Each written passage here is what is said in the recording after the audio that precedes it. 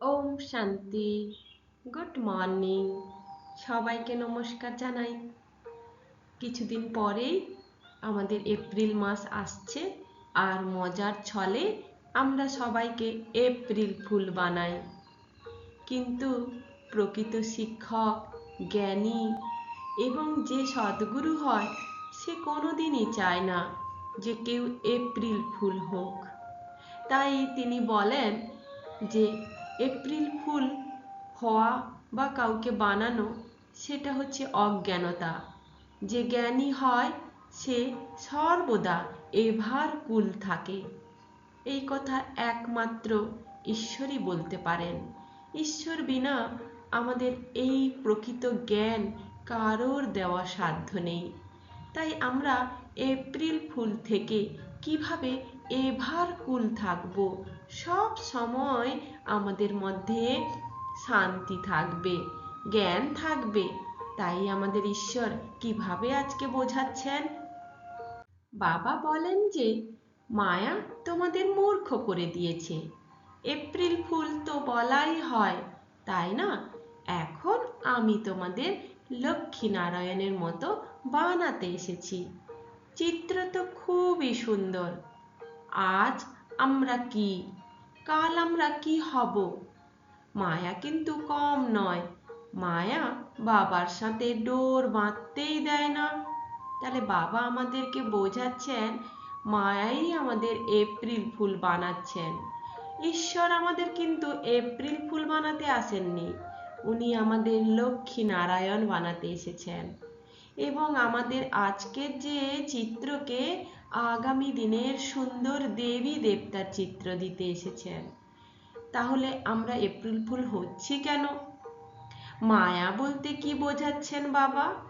মায়া হলো সেই অস্থায়ী মনের এক অবস্থা, যেখানে অহংকার বোধ, নিজের মনের দুর্বলতা এগুলো বাসা বেঁধে থাকে। যখন আমি ভাবতে শুরু করি যে আমি সব, আর ঈশ্বর বা অন্য কোনো জ্ঞানের কোনো ভূমিকা নেই, আমরা তুলনা করি, হিংসা করি, অহংকারে জড়িয়ে পড়ি, আর সর্বোপরি সুখকে নিজের মধ্যে না খুঁজে বাইরে খোঁজার চেষ্টা করি, অপরের কাছে খোঁজার চেষ্টা করি। সেটাই তো হলো আসল মায়া। একেই বলা হয় চেতনার বিভ্রান্তি। মূর্খ করে দিয়েছে।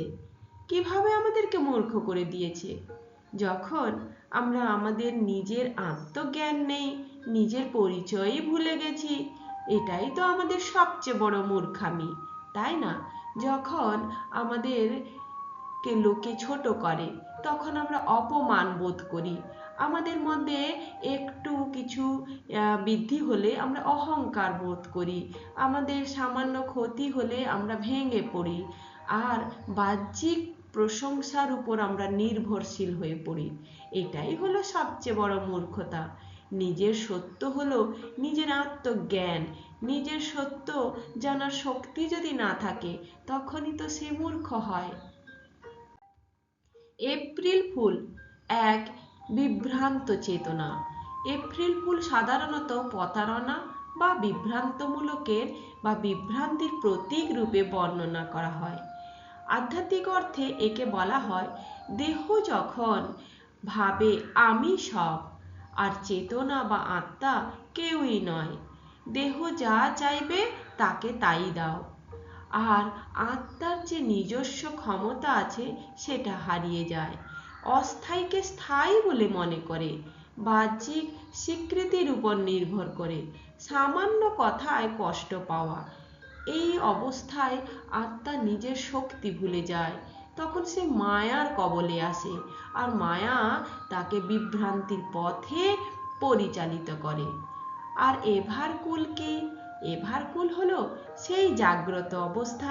এভারকুল মানে সব পরিস্থিতিতে আমি স্থির, একদম কুলিং কন্ডিশনে। আবেগের ভারসাম্য আমার মধ্যে রয়েছে। ভেতরে এক প্রকার নিরাপদ শক্তি, এক প্রকার জ্ঞান কাজ করছে। আর বাইরের ঝড় যতই প্রবল হোক না কেন, ভেতর যদি শান্ত হয়, তখন আত্মার শক্তি বৃদ্ধি পায়। আত্মা জানে যে এই সমস্ত পরিস্থিতি এক সময় কেটে যাবে, তার জন্য আমি নিজেকে কেন খারাপ করব, নিজেকে কেন অস্থির করব। এটাই হলো এভার কুলিং, মানে জাগ্রত অবস্থা। এপ্রিল ফুল উপমার যদি গভীরতা আরেকটু ব্যাখ্যা করেন, পয়লা এপ্রিল এপ্রিল ফুল বলা হয়, মানে সাময়িক প্রতারণা করব, কাউকে ঠকাবো, বিভ্রান্তিতে নিয়ে আসব। কিন্তু বাবা আমাদেরকে বলছেন, মায়া শুধু একদিন তোমাদেরকে এপ্রিল ফুল বানায় না, সব সময় তোমাকে ভ্রান্ত পথে পরিচালিত করছে, সব সময় তোমার ভেতরে মায়া কাজ করছে। এগুলোকে তুমি যখন বুঝতে শিখে যাবে, তখন তুমি সবচেয়ে বেশি নিরাপত্তা এবং নিজের ভেতরে পরিবর্তন করাতে পারবে। তাই আত্মা যেন সারা বছর এপ্রিল ফুল অবস্থায় না থাকে, তার জন্য আত্মাকে আত্মজ্ঞানে জাগ্রত হতে হবে। না হলে একদিন নয়, সব সময় প্রতিক্ষণে আমরা কিন্তু এপ্রিল ফুল হয়ে যাব। মনোবিজ্ঞান একে বলে কগনিটিভ ইলুশন, অর্থাৎ একটা ভ্রান্ত বিশ্বাসের উপর আমরা বেঁচে থাকি। দেখবেন অল্প বয়সে ছেলে মেয়েরা যখন একে অপরের প্রতি আসক্তি হয়, তখন তারা মনে করে একে অপরের ছাড়া আর বাঁচবো না, তাই তারা অনেক ভুল সিদ্ধান্ত নেয়, কিন্তু দেখা যায় ওগুলো পরে আর স্থায়ী হয় না। তাহলে কত ফলস আইডেন্টিটি ফরমেশন হয়। আমাদের কেউ একটু প্রশংসা করলো, তখন আমরা কিন্তু সেই ফলস আইডেন্টিটিতে কি করলাম, নিজেকে গা ভাসিয়ে দিলাম। আমরা ইমোশনালি ডিপেন্ডেন্সি হয়ে যাই। অনেক সময় আমাদের আবেগ নিয়ে অনেকে খেলা করে এবং আমরা ওই আবেগেই ভেসে যাই। কিন্তু মানুষের যখন জীবনের মূল্য বাইরের উপর নির্ভর করবে, তখন সেই মানুষ কি ভেতর থেকে শক্তিশালী হবে? তার আঘাত আসবে। তাই আঘাতের হাত থেকে নিজেকে বাঁচানোর জন্য সবসময় আত্মসচেতনতা বাড়ানো উচিত। আত্মসচেতনতা যত বৃদ্ধি পাবে, মায়ার প্রভাব তত কমবে, তার ইলুশন তত বেশি করে দ্রবীভূত হবে, তার আইডেন্টিটি তত বেশি ফরমেশন হবে, ইমোশনাল ব্যালেন্সও আসবে। এভারকুল একটি চিরস্থায়ী চেতনার অবস্থা। এভারকুল মানে শুধু ঠান্ডা মেজাজ নয়, এমন এক অন্তর্নিহিত স্থিতিশীলতা যেখানে পরিস্থিতি বদলালেও চেতনা বদলায় না। এভারকুল কাকে বলে জানেন? অর্থাৎ প্রতিকূলতায়ও সে শান্ত থাকে, প্রশংসায় সে কখনোই অহংকার বোধ করে না, অপমানে সে ভেঙে পড়ে না, লাভ ক্ষতিতে সমান অবস্থায় থাকে। অর্থাৎ ব্যবসায়িক ক্ষেত্রেও বলা হয় লাভ ক্ষতি দুটোকে গ্রহণ করে যে সেই প্রকৃত ব্যবসায়ী। সেরকম আবেগ দমন নয়, আবেগের উপর দক্ষতা প্রাপ্ত করাই হলো এভারকুল অবস্থার মূল লক্ষণ। মনস্তাত্ত্বিক কি বলে? এভারকুল ব্যক্তি রিঅ্যাক্টিভ নয়, রেসপন্সিভ মোডে থাকে। ইমোশনাল ট্রিগারগুলোকে সে কন্ট্রোল করতে জানে, সিদ্ধান্ত নেয় সচেতনভাবে, আত্মসম্মান ভেতর থেকে বৃদ্ধি পায়। এই অবস্থায় মস্তিষ্কের যুক্তিবোধ সক্রিয় হয় এবং আবেগের ঝড় নিয়ন্ত্রিত হয়। তাহলে এভারকুল থাকবেন না এপ্রিল ফুল হবেন? একবার ভাবুন তো। যখন আত্মা নিজের প্রকৃত পরিচয় স্মরণ করে, তখনই সে এভারকুল হয়। আমি দেহ নই, আমি চেতন শক্তি। তখন বাইরের পরিস্থিতি তাকে সহজে প্রভাবিত করতে পারে না।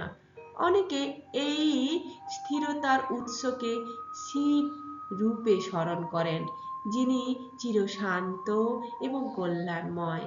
তাই বাবা বলেন, আমার সাথে তুমি বন্ধনে আবদ্ধ হও, দেখবে আমার মতো তুমি চিরকুল হয়ে যাবে। এবার কুল মানে কি হলো?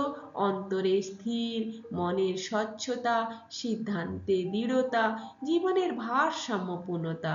যখন আত্মা জেগে ওঠে, তখন পরিস্থিতি তো দাস হবেই, তাই না? বরং নিজের চেতনার অধিপত্য নিতে হবে। এপ্রিল ফুল হওয়ার হাত থেকে মুক্তির কি উপায় আছে, অর্থাৎ কোন পদ্ধতি আমি যদি অবলম্বন করি আমি এপ্রিল ফুলের হাত থেকে বেঁচে এভারকুল হয়ে যাব।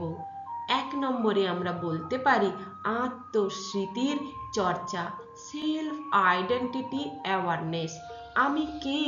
প্রথম প্রশ্ন, আমি কি দেহ না আমি চেতনাত্মা? বৈজ্ঞানিক দৃষ্টিভঙ্গিতে একে বলা হয় সেলফ অ্যাওয়ারনেস। মস্তিষ্কের প্রিফ্রন্টাল কর্টেক্স যত সক্রিয় হবে তত আবেগ নিয়ন্ত্রিত হবে। মনস্তাত্ত্বিকবিদরাও এই কথাই বলেন, যার পরিচয় যত পরিষ্কার সে তত কম রিঅ্যাক্টিভ মোডে থাকে। সে সব সময় পরিস্থিতিতে, সব অনুকূল অবস্থাতে বা প্রতিকূল অবস্থাতে সে রেসপন্সিভ মোডে থাকে।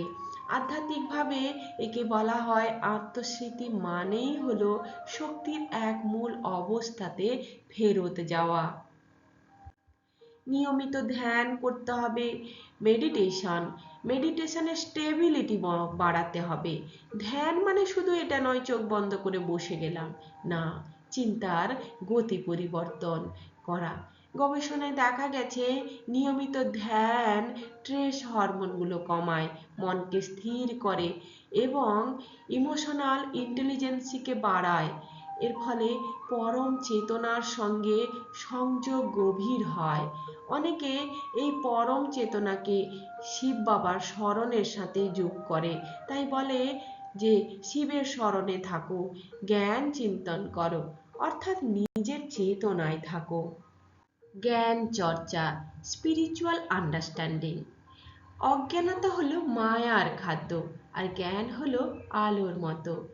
তাই জ্ঞান মনন চিন্তনের দ্বারাই আলো প্রকাশিত হয়। যখন আত্মা বোঝে সবকিছু পরিবর্তনশীল, পরিস্থিতিও সাময়িক, সম্পর্কর ভূমিকা মাত্র ক্ষণস্থায়ী। কেন আসক্তি? তাই আসক্তি কমে, সচেতন চিন্তার অভ্যেস গড়ে ওঠে, যাকে বলা হয় কনসিয়াস থিঙ্কিং। চিন্তাই ভবিষ্যৎ তৈরি করে। প্রতিক্রিয়াশীল না হয়ে প্রতিফলনশীল হও। সবসময় প্রতিক্রিয়া না করে আমরা দেখি না কি হচ্ছে, প্রতিদিন নিজের চিন্তা পর্যবেক্ষণ করা, যত নেগেটিভিটি আছে তাকে পজিটিভিটিতে রূপান্তর করা, এটাই হলো মানসিক স্বাধীনতার পথ। এপ্রিল ফুল থেকে এভারকুল হতে চান তো তাহলে কি করতে হবে? মায়া আমাদের ভুল পরিচয়ে বেঁধে রেখেছে, আর এটাই হলো প্রধান এপ্রিল ফুল। সেই ভুল পরিচয় কি জানেন? আমি দেহ, আমি পরিবারের এই সম্পর্কে বাঁধা, আমি বিভিন্ন কাজে যারা রয়েছি সেই কাজের অহংকার করা, আমি ডাক্তার, আমি উকিল, এগুলো কোনোটাই স্থায়ী নয়, কোনোটাই কোনো সম্পর্কই স্থায়ী নয়, সব কিছু পরিবর্তনশীল। তাই এভারকুল হতে গেলে আত্মস্মৃতিকে জাগাতে হবে, ধ্যান স্থির হবে, জ্ঞান পরিষ্কার হবে, চিন্তা সচেতন হবে। তখনই তো আত্মা নির্ভীক হবে, শান্ত হবে, শক্তিশালী হবে এবং স্থির হবে। তখনই সে আর বিভ্রান্তিতে পড়বে না, বরং এভারকুল হয়ে যাবে। এপ্রিল ফুল হলো কি? অজ্ঞানতার অবস্থা। এভারকুল হলো জ্ঞানের জাগরণের অবস্থা। যখন আত্মা জেগে ওঠে তখন আর কেউ তাকে মূর্খ বানাতে পারে?